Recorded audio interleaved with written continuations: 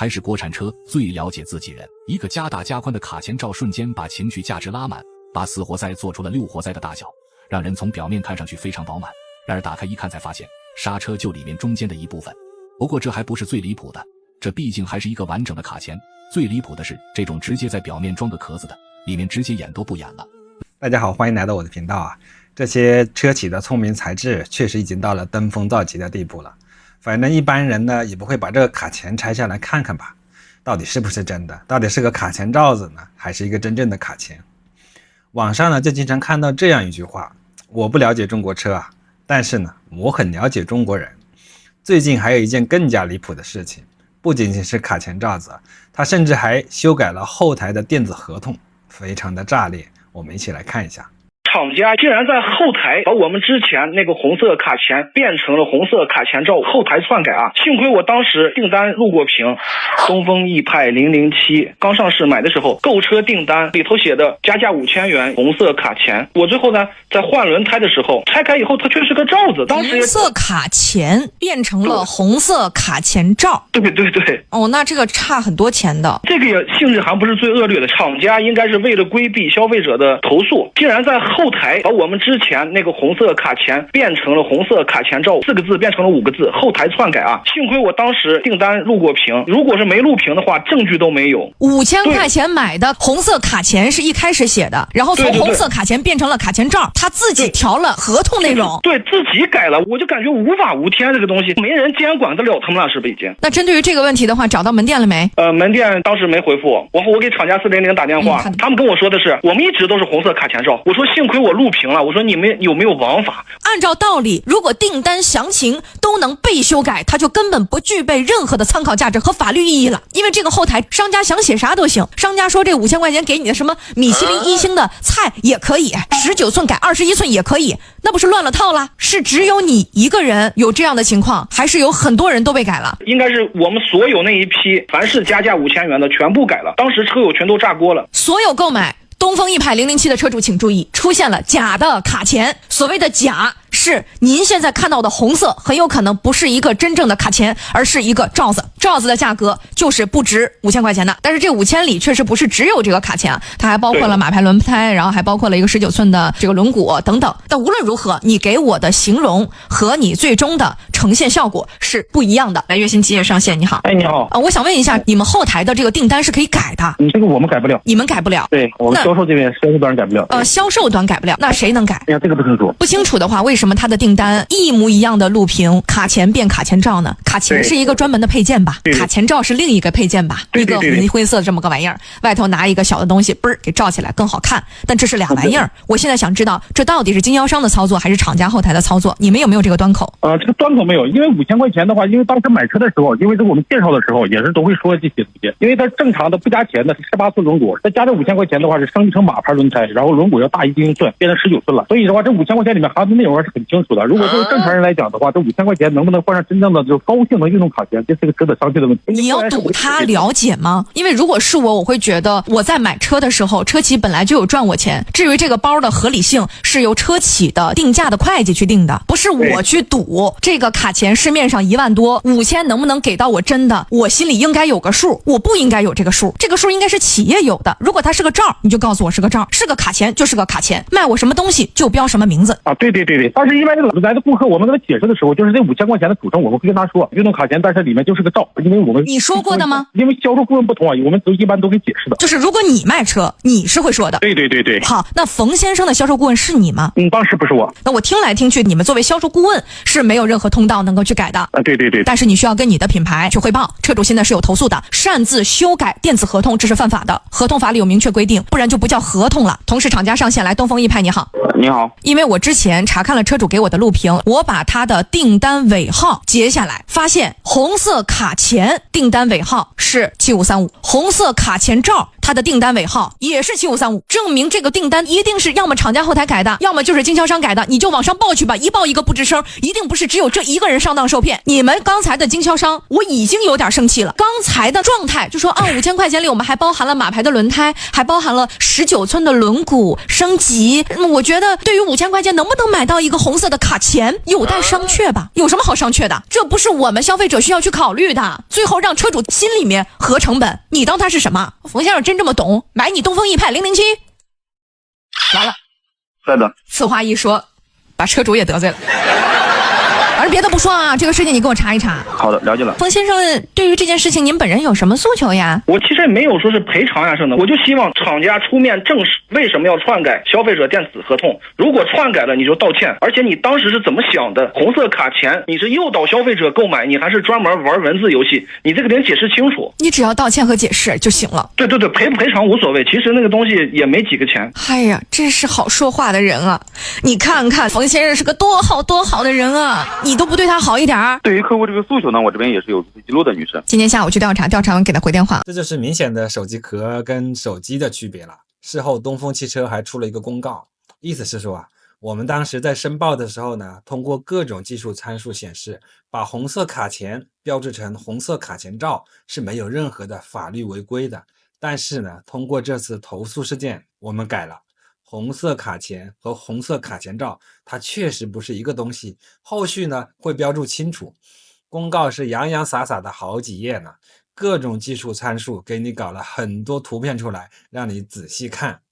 这狡辩的态度真的让人匪夷所思，就不敢大方承认我们错了，我们是故意的，把这个红色卡钳罩当这个红色卡钳来卖，还七了八的去解释，哎呀，这5000不仅仅是红色卡钳罩的钱啊，还有其他的轮胎等的一些费用啊。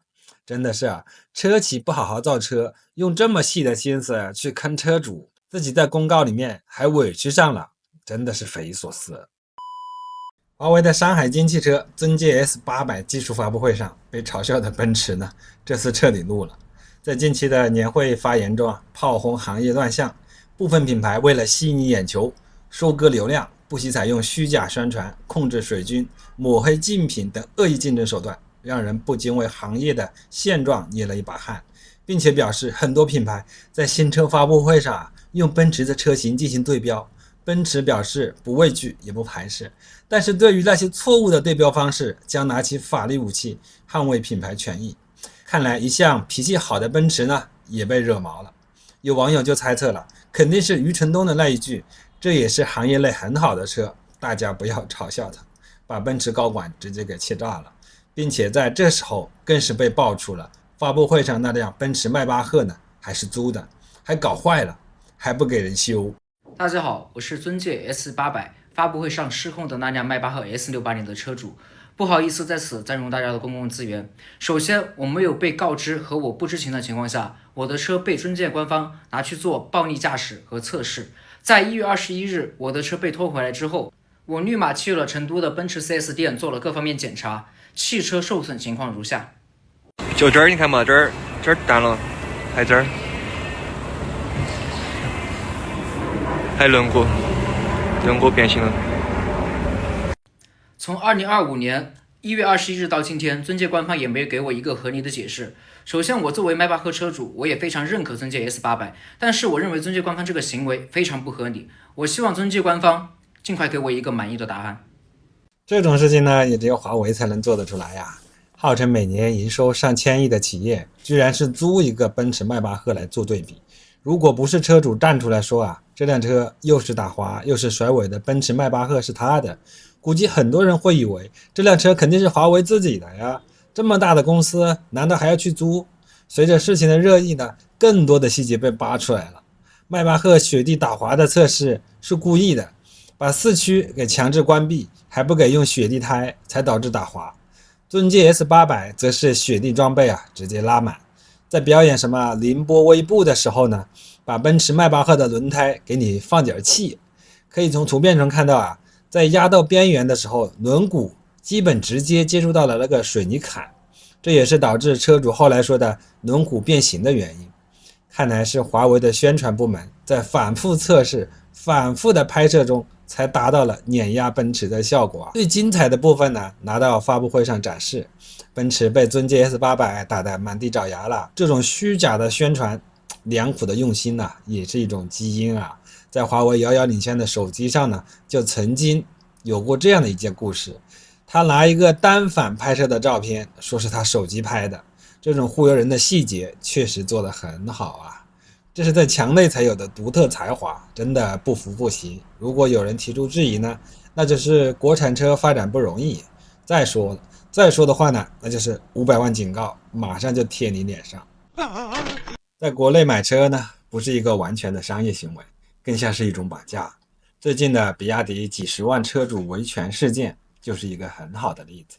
有些车主真是活该，还让我帮忙发声，我都觉得丢人。怎么个事儿呢？最近某国产新能源车企上市了新款车型，标配了什么辅助驾驶，这个辅助驾驶好不好用咱不知道，但是一帮老车主不干了，那意思是1-2个月前买的同款车型没有这个辅助驾驶，老车主感觉被背刺了，联合起来要维权。咱就别干这种丢人的事儿了，行吗？产品更新换代很正常，国外不也是这样吗？但以背刺老车主为理由维权的现象，我只在国内见过。为什么我们会有这种全球独一无二的现象呢？2个原因。第一，国外车企他卖车的时候，他只聊产品力，他不跟你聊感情。但是我们国内有些车企动不动就聊感情，什么自己人呀，什么支持自己人的品牌呀，有些车主他是真入戏了，甚至买台车把自己当股东了。你降价或者上新款加配置了，这些车主感情上受不了。所以我们有些车企如果不想被反噬，在宣传的时候就不要去煽情。第二，在全球其他国家，人家买台家用车都是当腿，咱们有些国人买台家用车他当脸，为了面子买自己消费能力以外的车，这样有意思吗？所以当遇到一些事情的时候，他受不了了。假想一下，你2000块钱买台电动自行车，突然改款了，有新功能了，你会去维权吗？你根本就不 care。我们有些国人根本就不知道家用车的定义，外国人买家用车，人家就拿1-2年的积蓄去买，甚至有拿半年积蓄去买的，更有甚者人家直接就买个二手车能开就行。家用车一定要花一个你不 care 的价格去买，不然的话，家用车跑得多呀，你刮一下蹭一下难受好几天，上新款了降价了加配置了，难受几个月还要维权，你不是自讨没趣吗？家用车就是给你提高幸福感，给你省事儿的，伺候你的，不是你伺候他。如果你2年的收入买不到适合自己的家用车，去看看二手啊！不要为了面子为难自己。生活当中最大的幸福感是从容。家用车撞报废了，只要人没事哈哈一笑再买一台。什么是从容？这就是从容。从容是因为没有超出能力范围去消费。我们有些人天天调侃自己是牛马，还不是因为你背负了太多，还不是因为你给身边的人攀比。现在很多新款的日系车相对于老款 A 柱强度提高到1500兆帕，老款的铁皮防撞梁很多换成了铝合金的，这不是背刺老车主更严重吗？你看那些日系车主去维权了吗？人家根本就不 care。他知道中低端的日系车它就是个工具，他买的时候也没那么大的激情，也不和别人攀比。那些10万块钱买台车，这也想要那也想要，想花小钱办大事，不用问，兜里10万都没有。那些10万块买啥配置都没有的日系车的人，你真不好判断他兜里有多少钱。别的咱不说，人家生活肯定比你从容。讲这些不是让你去买日系，我想说不要超过自己承受能力范围去买家用车，更不要看一些车评人的视频，什么早买早享受。我讲这些只是想让大家买车少走弯路。这件事还没一个明确的结果啊，估计也是不了了之了。毕竟买之前那可是工业奇迹啊，买不了吃亏也买不了上当。现在网上哭爹喊娘的没人愿意搭理，也是一个常态，只能是当做给比亚迪做贡献了，不然比亚迪怎么可能卖那么多？都是华夏人买了华夏车而已。好了，今天的影片就到这里，谢谢观看，拜拜。假如院长掉进水里，你会怎么办？那不得考个救人证吗？不能无证救人吧？假如院长掉进水里了，你会怎么办？掉进水里是吧？小王赶紧打一个申请救援报告，发给我们部门的李总，并且抄送相关部门的主管。我们等待他们的批示，千万不能轻举妄动，继续开会。假如院长掉进水里，你会怎么办？不信谣，不传谣，等官方通报。假如院长掉进水里，你会怎么办？不是我推的，关我嘛事儿。假如院长掉进水里了，你会怎么办？